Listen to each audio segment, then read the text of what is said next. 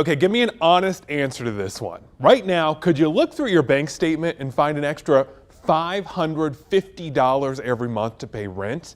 Well, Zillow says that's how much rent prices have gone up in Greensboro over the past year.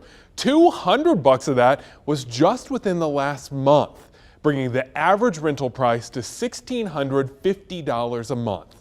I'm Ben Briscoe. Let's dig into what's causing that increase, what you can do about it, and some possible solutions to the problem. And boy, is it a big problem. Recently, we've heard too many stories of people being priced out of their homes, like Dwayne Ripley.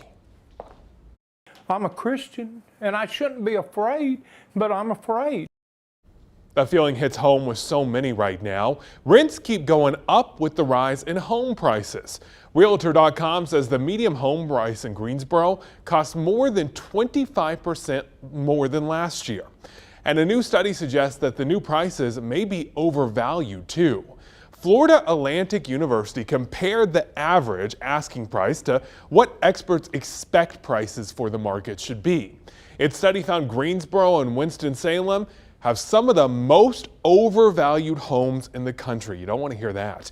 Look at this chart for Greensboro home costs. The dark blue line indicates expected price. The light blue, way above it, shows the average price the homes are selling for.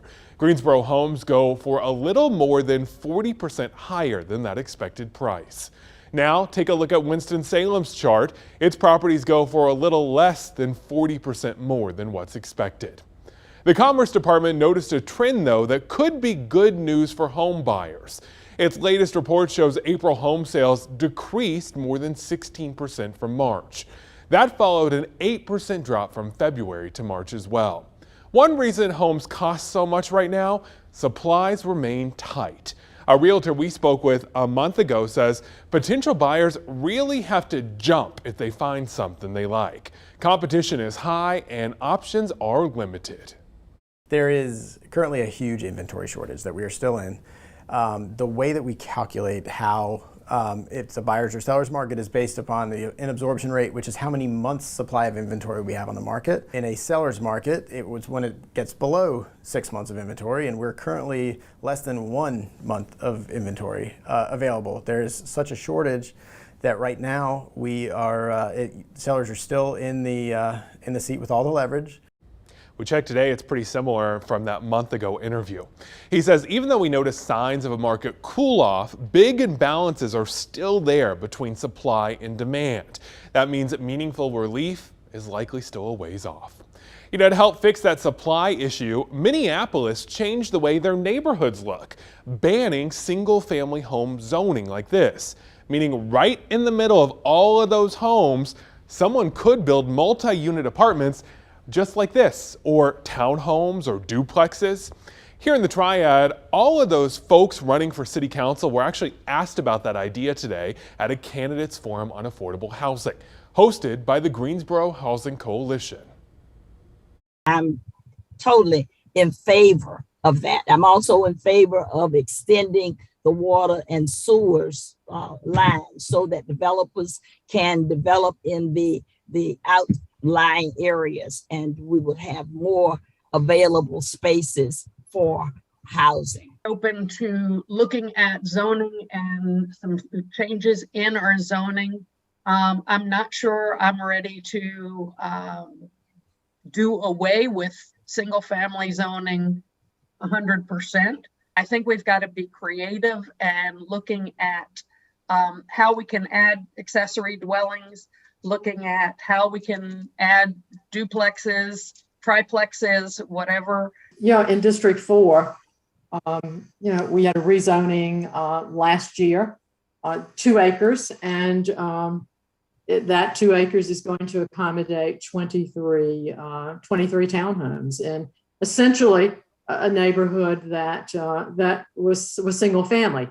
There was quite a bit of opposition, but over 3 to 4, 5 months probably or so, both the mayor and I were very much involved with the neighborhood and the developer in solving the issues that the neighborhood saw. We know that it's possible Yeah, I'm in favor of it, but just like any other thing, it's a case by case basis. You cannot just willy nilly get rid of something that may make sense in certain areas and in certain places where the people who live there and have lived there for a long time are not made a part of the discussion in terms of what rezoning takes place.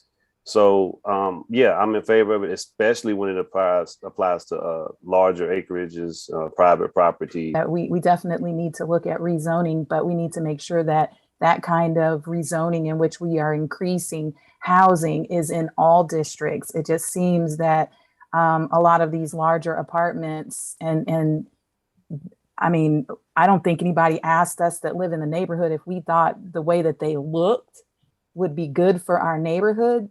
I don't think many people are upset about having more units. It's just we weren't involved in how it would look or implement. I'm in favor of sitting down and doing a zoning map of the whole city, of redoing, and let's have an honest conversation about it. And once we get a zoning map in place, let's make it extremely difficult to change zoning. Lots of ideas there. Part 2 of that forum happened today. The 2 candidates for Greensboro's mayor gave their ideas. Hear from them coming up at 6 o'clock. Many renters say they've gotten priced out of their current units because it's just so expensive. For a while, they had the option to apply for help through Guilford Cares or a city rental assistance program. Now, both of those programs have stopped taking applications. So what do? Well, CBS News' money analyst says there's a few options. If your lease is up for renewal, do some research to get a sense of the current market.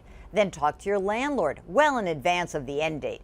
Be gracious and remind them that you love where you live, you've been a good payer, you want to stick around.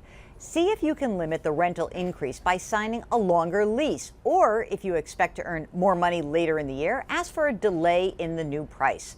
And remember, the cost of moving could be higher than the rent increase. There's no cap for a rental increase in North Carolina. Landlords just have to give you at least 30 days notice before they raise those prices. Renters beware, as rent continues to rise in a tight housing market. Scammers are using this opportunity to take your money. Apartmentlist.com says 5.2 million U.S. renters lost money from rental fraud. Michelle Yates from the Better Business Bureau says scammers have 2 goals. They either want to try to get money from you for a property they actually can't rent out, or the scammer wants to get your personal information. Don't be baited by the sense of urgency, whether it's a sense of urgency on your part because you found the perfect house or apartment, or you need to move in for some reason, or the sense of urgency on their part that they have a whole list of people out there who want this place, so you need to act now. Yates says it's a good idea to pay deposits with your credit card. So if you do fall victim to a scam, your credit card company can reverse that charge. Here's one thing for sure out of all of this. We will be here to dig into any new developments in the rental price market and how they impact you.